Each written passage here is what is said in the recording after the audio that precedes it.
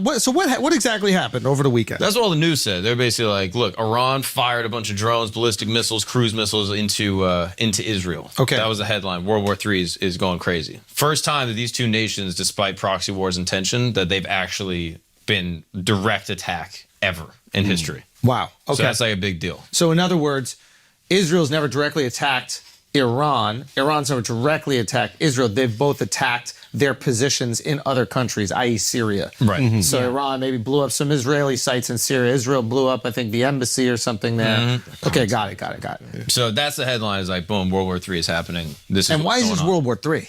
Because these two nations, one, they're both sovereign and both they have a lot of military power. Obviously, Israel has all of America. They got nuclear weapons. Iran is working on a nuclear program. Some people believe they have nuclear weapons. Some people believe they can contract nuclear weapons through North Korea.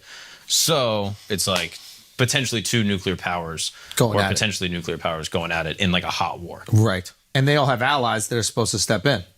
Because if the boys are going to war, then you got to be there for the boys. Right. That's the idea. Okay. So why is this happening? The real answer goes back fucking 1,000 years. But like the close answer for why it's happening right now is that on April 1st, Israel attacked an embassy in Damascus in Syria. Yeah. An Iranian embassy. Got it. So it depends on how you look at it. Right. So give me all the looks. So it's like, depending on the perspective you want to take, which again, this is all like right, who do we take? Who do you want to go first? Okay. I guess you could take Iran's perspective. Yeah, let's go Iran's first. Iran's perspective End is, with the good guys. No. Wait, what? There's an embassy in Syria, all right? Embassies typically under international law are like sovereign soil. Like these are our nations. And if you attack an embassy, then it's you're like basically attacking the country. a nation. And there's like different kind of rules on this. Embassies have been attacked in the past, historically. Our embassy got attacked. Shout out Hillary Clinton, handled that beautifully. Yeah, exactly. Yeah. Like Israel's embassy in Argentina got attacked in the 90s from Iran. Like a bunch of people, it's like this has happened before and it hasn't really been considered war, but under international law it is. So if you attack an embassy, not a good look. So basically Iran's like, yo, you just attacked our embassy. What the fuck? We have to retaliate. And why'd they attack it? So Israel's perspective is that they basically got intelligence that there's 7 high-ranking IRGC, like basically Iranian government officials in one building. Now, the building is technically the consulate next to the embassy. Whoa. So it's like an annex that's rented by the embassy. Yeah, by the embassy. So it's not. So technically, they're like, it's not technically the embassy. But it's not technically the embassy. You were renting it. If you check the it's not the war. Records, look at the town, but technically, look at it. Yeah. So basically, they attacked the building right next to the embassy. Yeah. Shouldn't have been in the consulate. Yeah. Should have stayed in the embassy. If I were you. They killed 7 high-ranking Iranian officials, 2 civilian casualties. Technically, I was like read dubious reports on that. Like goes either way, but I think 2 civilians. One of the Iranian officials that died was like a high-ranking dude that allegedly, from Israeli intelligence, was an architect of the October 7th attacks. My understanding is that maybe a couple of them were also working with the go. Yeah, so a bunch of them were basically alleged to be like arms dealers and like for Hezbollah. Yeah, and like basically supply chain operatives for Hezbollah and Hamas. And Hezbollah, the issue is obviously the concern is up north in Lebanon where they're positioned. So if the rockets are getting fired from, or drones or anything is getting fired from up north of Israel, they're like, okay, if we can cut that off. Now, I don't know if that does end up cutting it off. I think you can just slide another person into that position. Depends on how valuable these people are. According to, obviously, Israel's actions, it seems like they saw these targets were high value and hard to replace. Right. And they're all in the same place at one time. So they're trying to launch like a surgical attack to neutralize these 7 high-value targets to try to stop money and weapons flowing into Hezbollah in Lebanon, and also getting retaliation for what some people believe was an architect for October 7th. So that's why Israel did it. Okay. So now Iran's like, okay, you just attacked our embassy. We can't look pussy and be like, all right, you killed our guys. So now Iran's in a tricky position, right? They get attacked and they're like, okay, if we launch a full-fledged war with Israel, America comes in. America's getting involved. Now we're at war with America.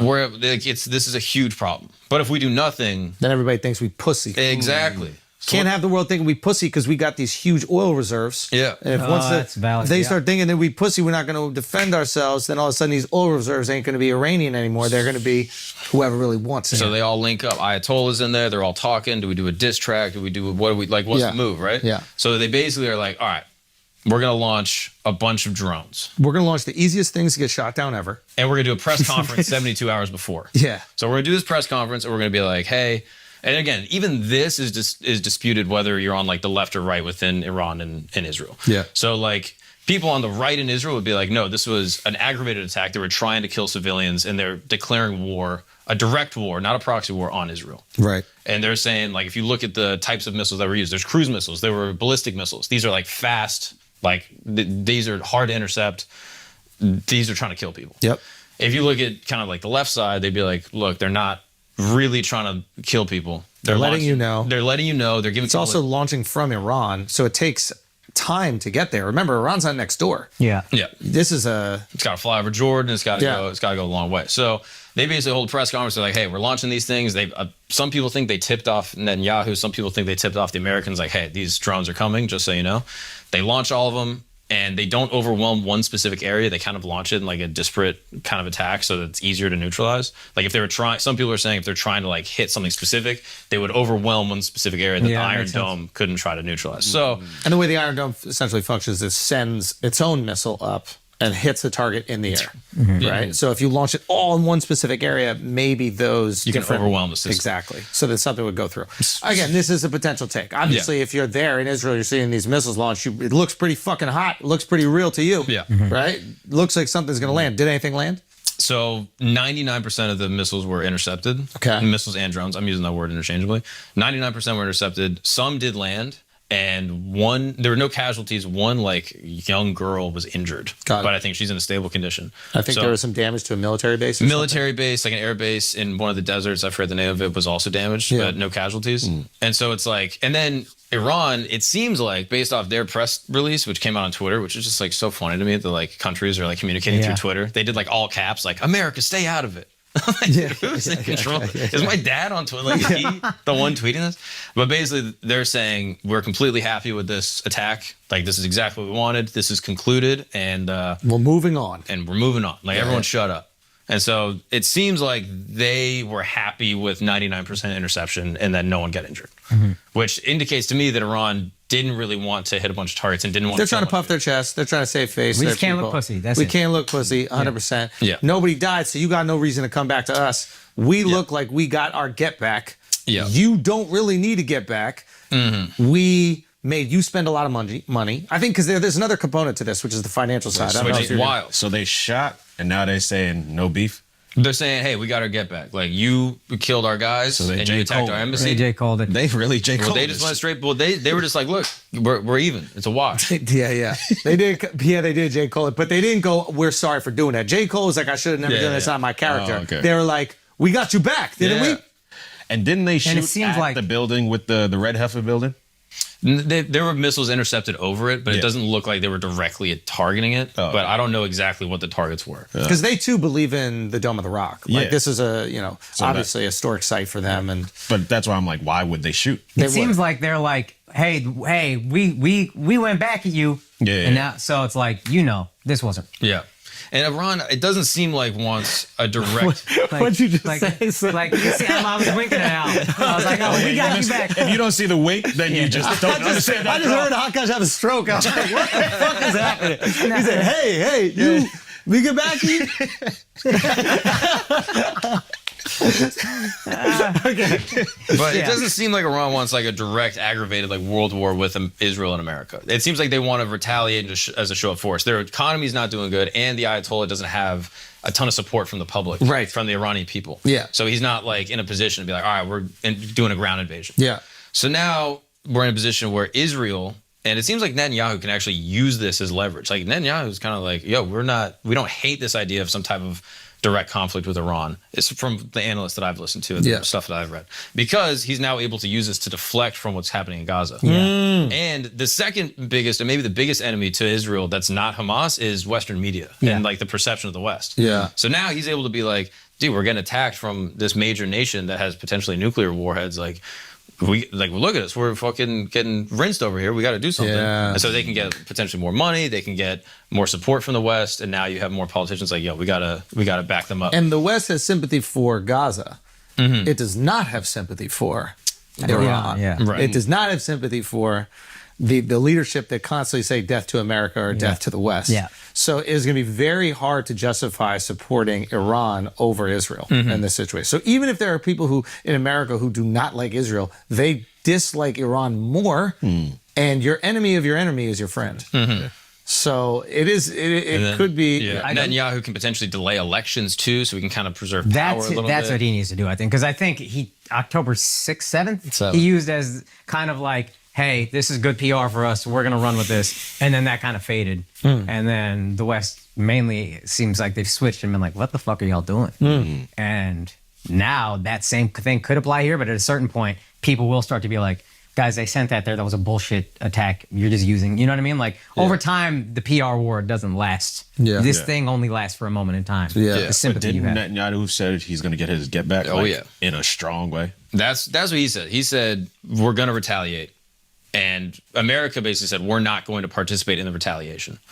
So they were like, it's up to you, whatever you're going to do. But it seems like America's trying to tell them like, yo, chill. Yeah. And so it depends on if they want to escalate. It seems like It doesn't really matter if America participates in the retaliation. It matters if America defends Israel from what Iran will do next. which right, they because- probably will. Okay, so then they have carte blanche to do whatever the fuck Yeah. they want. Yeah. Right? Which Like, is the argument. so it's like, yeah, go on, do your thing, do whatever you want, as long as daddy is here to bail you out when shit hits the fucking fan. But that's basically their bluff to say, will America defend us like they have? So like even in this attack, the money is interesting that you brought up. So Yeah. it seems like Iran shot, I forget how many, like a couple hundred like drones, ballistic missiles. Some people put the total of like $6 to $10 million for that attack. Yeah. And then the missile defense The from Iron Dome. But the majority of the missiles, it seems like from what I've read, were shot down from American fighter jets. It was, yeah, because the Houthis, I think, also launched some, and I think the Hezbollah also launched at the same time. Right.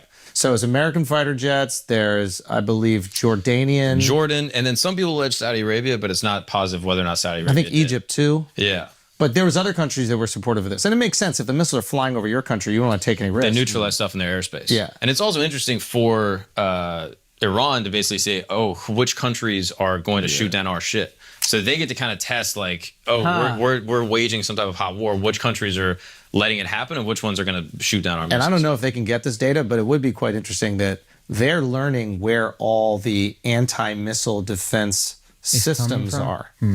So not just the Iron Dome.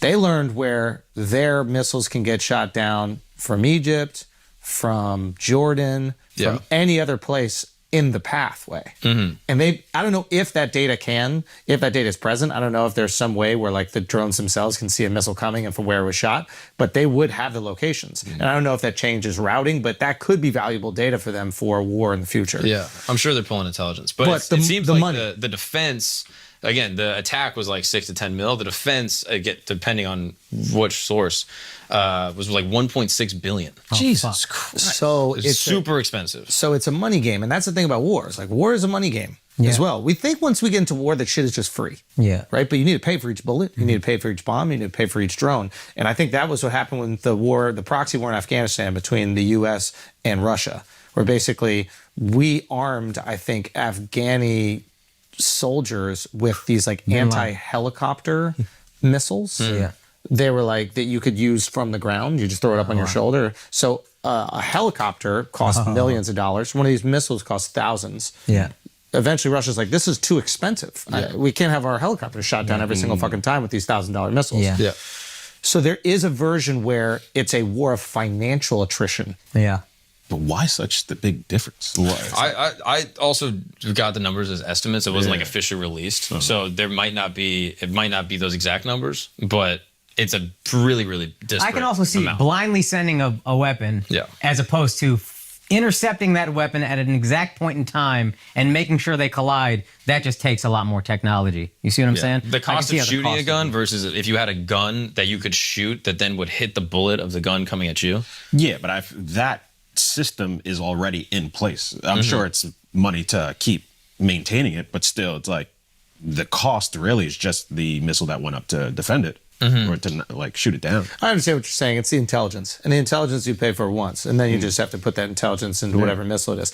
I understand where he's coming from, but let's just assume right now that it is more expensive for some reason. There is that financial liability that Jordan, Israel, America, maybe Saudi, maybe Egypt have to take on, and how much longer will they take it on? That's the question. Yeah. Could it also be a shot to Israel like, look, you're going to shoot all these down, but it's going to be expensive. If you're going to try to kill our people, just know that that shit is going to cost you. Like Israel specifically, don't do this again because it's not worth it financially for you to kill our people. No, it's the other way expensive. Israel had to pay 1.6 billion, right? Yes. So Iran could be saying to Israel, look, if you kill our people, we're going to make you spend a lot of money. We might not go to war with you, but you're going to spend a lot of fucking money and it won't be worth it. I got you. Yeah. I mean, there's a version of it. I mean, you only have so much money for a military budget. So, I don't know. So what do we think happens? So now we wait basically for Israel to retaliate. And do you think they will? Because it seems like the U.S. is like, yo, chill the fuck out. It depends when. So people are even speculating, like with Passover, like would they try to instigate that and then potentially face further escalation during Passover? Like When is Passover? I think it starts in like now or like a week or a couple days. Like it's like about to happen. Okay. 22nd to April 30th. Yeah, so like a week. So basically it's like, and these things move kind of slow. So like this thing happened the 1st and then the retaliation was the 14th. So like there's a 2-week span. So it's like they have time, whether or not they do it in the window, it might be like a month later. So I think with Soleimani, when the U.S. neutralized him, the Iranian leader, they retaliated like a month later on like a base, which again I don't think killed anyone or like it just like hit the base, but they gave some warning. Which again, it's just like a show of force. Like, hey, you attack our guy, we're coming back at you. Yeah. So yeah, it's just a matter of waiting. And then if they basically try to climb the escalation ladder, America might have to get involved. There might be like a plea. It's so crazy listening to these like analysts. Yeah. Like they have like the people that are profiting directly from war on the TV channels. Yeah. And they're like, what do you think we should do about this? And they're like, we need to nuke Iran. Yeah. What is going on? Yeah. This is crazy. But like a lot of them are like, yeah, we need to like Take out their nuclear program. Every day that's happening that we're not neutralizing nuclear power in Iran, like it's just waiting for a nuclear attack from them. Yeah. And it's like, and then people are claiming like, oh, we need to do this and we need this defense because it's preventing a larger war. Yeah. Like imagine all these missiles all of a sudden hit Israel. Is their retaliation like 5 times more? Is it way greater? And now we're in a full-on nuclear war? Like, so is America's protection preventing this nuclear war? Yeah. It depends. These are the war games we play. I'm not built for war, bro. Yeah, I agree. Just that statement. Oh, we need to nuke them. Like all the people that would die when that shit happened. It's like, it's just crazy. Yeah. They want to hit the nuclear facility. They're like, we got to like, take this out. Like it's wild. I can't have that on my jacket. Yeah. Let's say, for example, Iran does get nuclear weapons, right? And I know that they've flexed and said that they were going to use it.